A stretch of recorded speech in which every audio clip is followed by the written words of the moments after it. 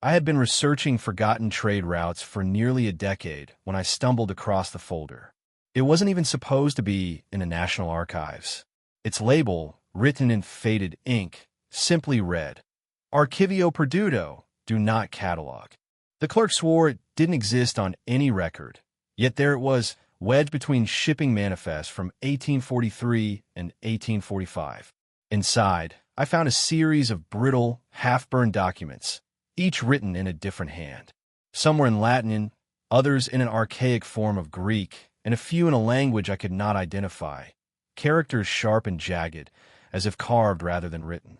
One fragment caught my attention. On the night the sea rose, the city's name was swallowed. Those who utter it will summon the hunger again.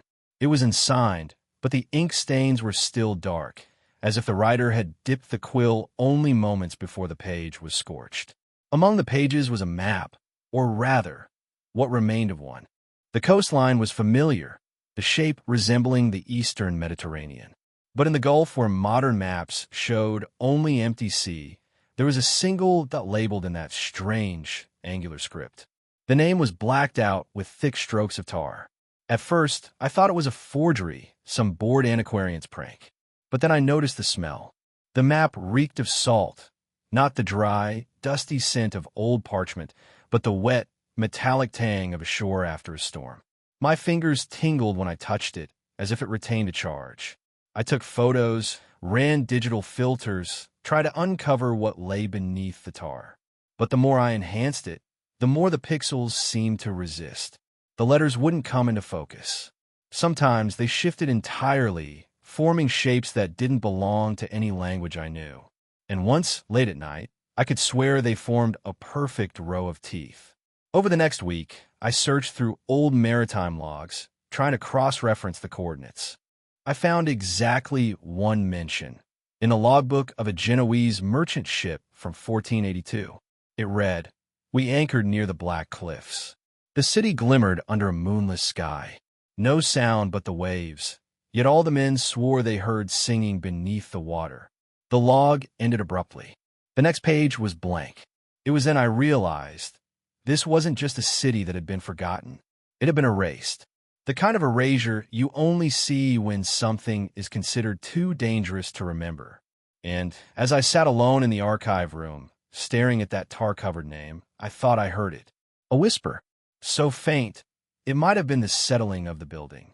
Or it might have been the city speaking. The next lead came from an auction catalog in a dusty Parisian bookstore. Lot number 212, Private Diaries of Alaric Thorne, 16th century cartographer and royal surveyor to the crown. The listing meant nothing to most bidders, but I knew the name.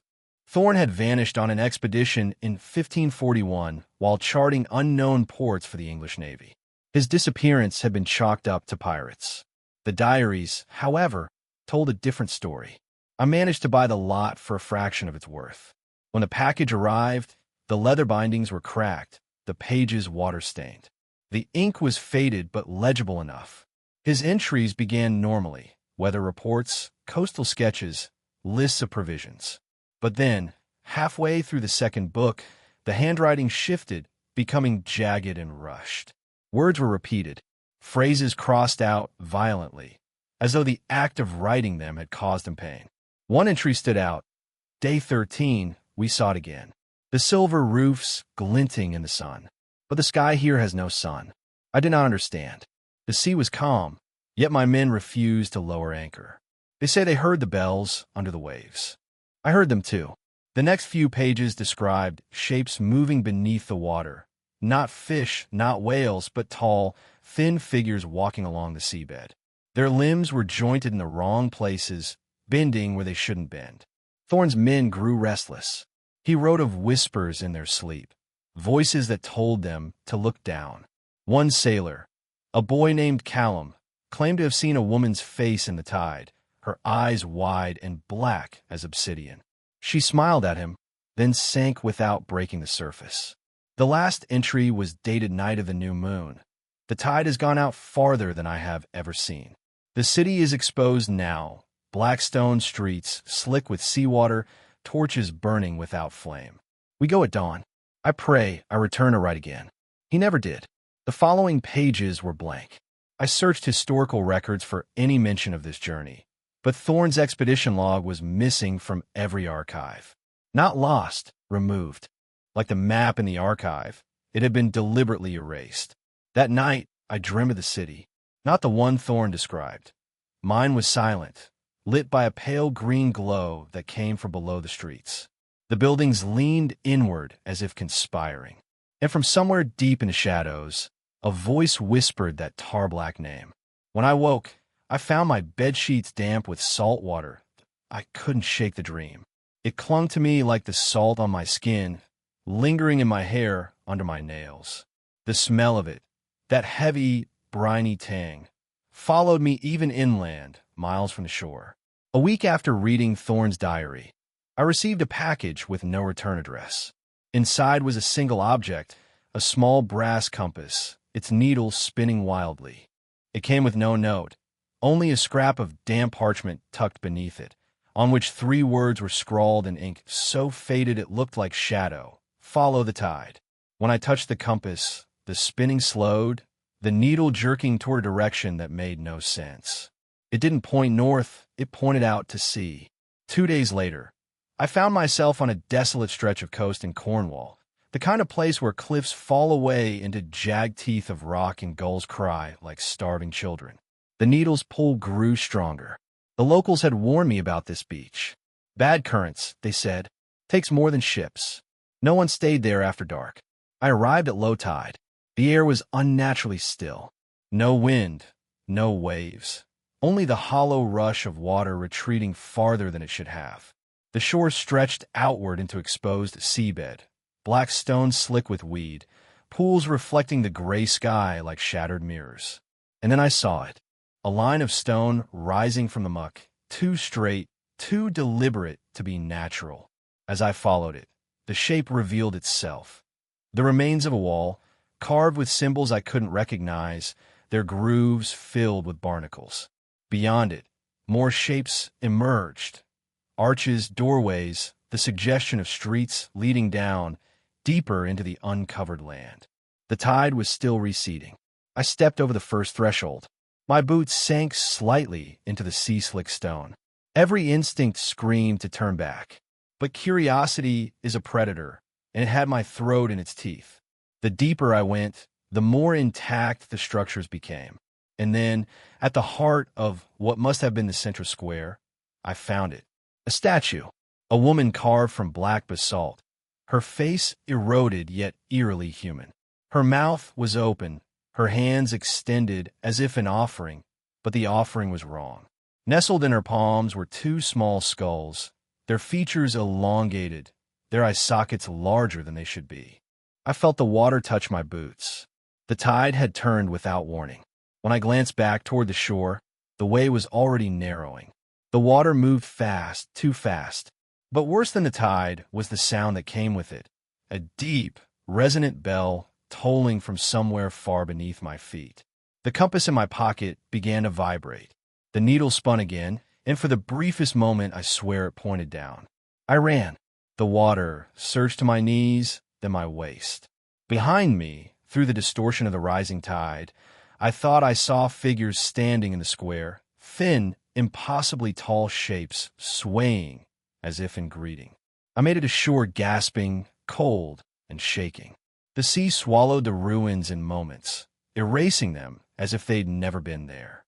But when I looked down at my boots, the black muck clinging to them glimmered faintly under the gray light, tiny flecks of green like the glow in my dream. That night, the dreams came back. Only this time, the voice spoke more clearly. It said, "You've stepped on our streets. Now you cannot leave." The first time I lost time, I thought it was exhaustion. The second time, I knew it was something else. 3 days after the tide revealed the ruins, I woke up sitting in my kitchen chair. My clothes were damp, my boots crusted with sand, though I hadn't been to the beach since that day. The clock on the wall read 3:47 a.m. The kettle was whistling on the stove, but the water had boiled away, the metal scorched. I checked my phone. I had over a dozen missed calls from numbers I didn't recognize, each a different area code, some from overseas. No messages, no voicemails. When I finally slept, The dream returned, but changed. The green glow was brighter now. I could see the city more clearly. Streets lined with strange obelisks, doorways that seemed too small for the structures they adorned. Figures moved in the mist, their limbs elongated, their steps soundless. One of them turned. It had no eyes, only hollow sockets glowing with faint green light. And its mouth kept moving, though I couldn't hear words. When I woke, there was Saul on my pillow. The diary I'd found from Elias Thorne had more to reveal. In the final entries, his handwriting deteriorated into near illegibility, the lines shaky and slanted. But I could still make out the words. They call to me at night. The bells, the voices. They say the city is not drowned, only sleeping. And when the tide is right, it will walk again. Another passage. They mark me when I stepped on their streets. I feel it in my bones, the slow pull toward the deep. That pull was growing in me too. 2 nights later, I woke to find myself halfway down the cliff path, the roar of the sea deafening below. The air smelled of kelp and something older, a scent like rotting wood and wet stone. My feet moved of their own accord, the compass in my pocket vibrating harder with every step. At the bottom, the tide was impossibly far out again, though the moon was wrong for such a retreat. I stepped onto the exposed seabed, heart pounding. My watch read 1:13 a.m. I followed the compass until the square appeared once more, the basalt statue still standing, the skulls in its hands glistening with moisture. But this time, there were others. 5 more statues encircling the square, each holding something different: a shell, a rope, a dagger, a broken mask, and disturbingly, a human rib cage polished to bone-white smoothness. The bell tolled again, deep and resonant, though I couldn't tell where it came from. And then, the sound changed, the toll became a rhythm, like a heartbeat. It was then I noticed something that made my mouth go dry. The statues had moved. They were closer. Not much, just enough that I could see their hands reaching outward, their stone fingers curling. The tide began to rise without warning. The heartbeat grew louder.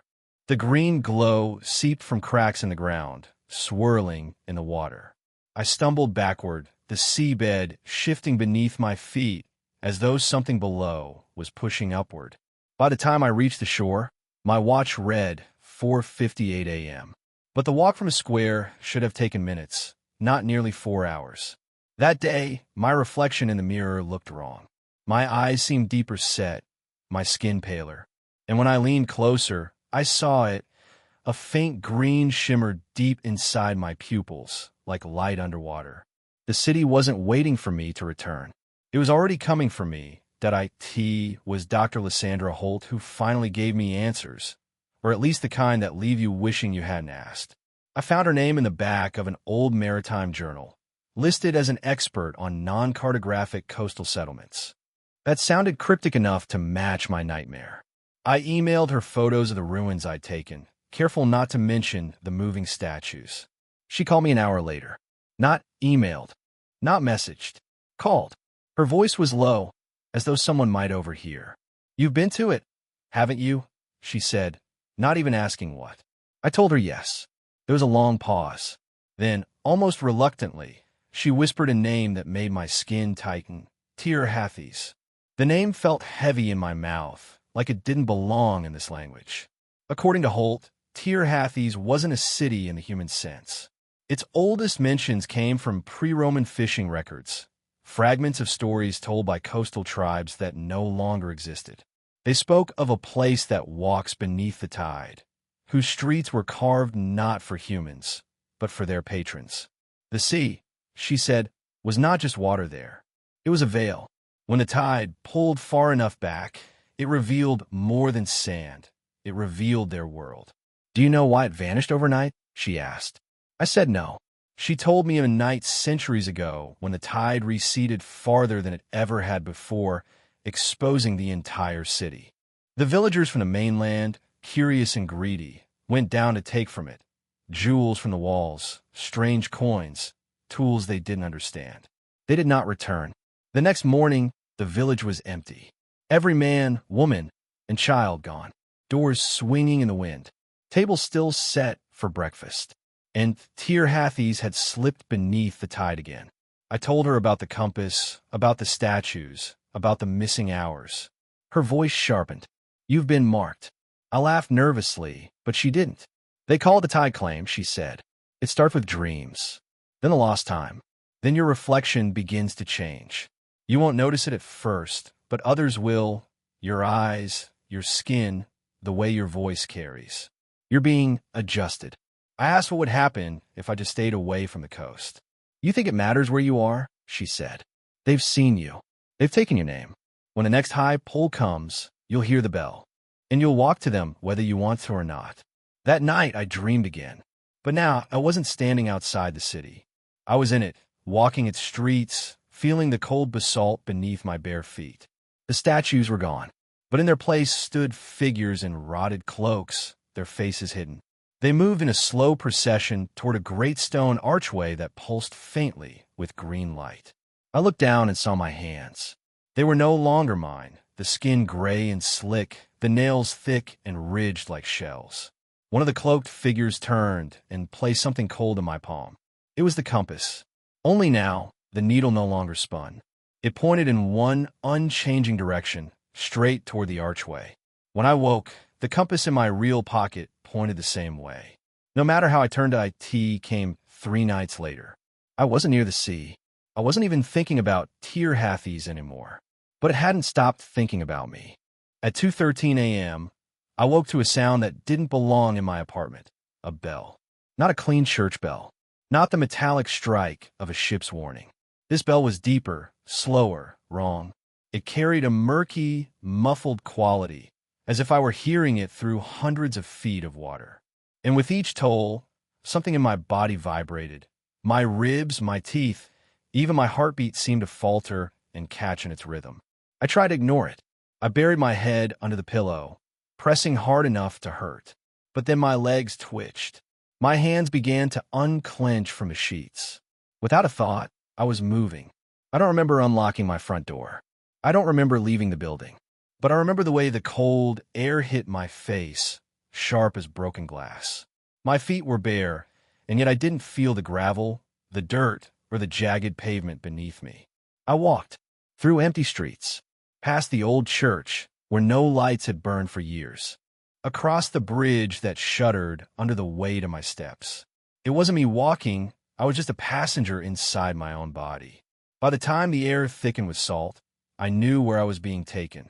The coast. And when I reached it, the sight stopped me cold. The tide was gone. The entire bay was dry, revealing a vast seabed under the silver wash of the moon. Dark pools of seawater glimmered between jagged rocks, and something slick and serpentine moved between them. Too far away to see clearly, yet too large to be anything that belonged in shallow water. But my eyes weren't on the pools. They were on the city. Tirati. Not crumbled ruins, not half-swallowed remains, but whole. Black basalt towers rose like sharpened fangs. Bridges arched across streets, paved with stones that reflected an otherworldly green glow. Lanterns swayed in a wind that didn't exist. And lining the main street were the cloaked figures. Hundreds of them, perfectly still. Every hooded head turned toward me. In their presence, the air felt heavy, like the pressure before a storm. Somewhere deep in my chest, the bell still tolled, not in my ears now, but inside my bones. I stepped forward, though I didn't want to. The first touch of the basalt street sent a chill crawling up my legs, as if the stone itself were alive and breathing. The green glow pulsed, keeping time with the bell. And then, I saw it. In the reflection of that glow, in the dark pools lining the road, I saw my face, and it was no longer mine.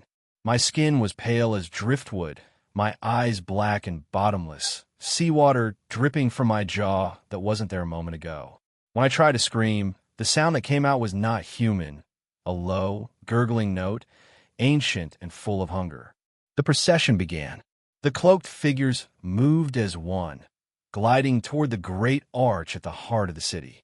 The glow within it wasn't solid. It rippled, alive, like a window into the depths. Shapes moved far beneath the surface. Shapes so massive, the city itself seemed small in comparison. When we reached the arch, a hand emerged from the green light. It was long, pale, and webbed, with skin stretched tight over impossible bones. It pressed against my chest, and my heart stopped, then began beating in perfect sync with something deep beyond that glow. The pull came next. Not gravity, not water, something older. The light swallowed me.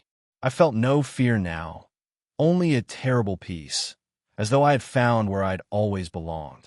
Somewhere far away, the tide returned to the shore. The seabed flooded. The city vanished. And on the sand, where I had stood, only a small, spinning compass remained. Its needle didn't point north.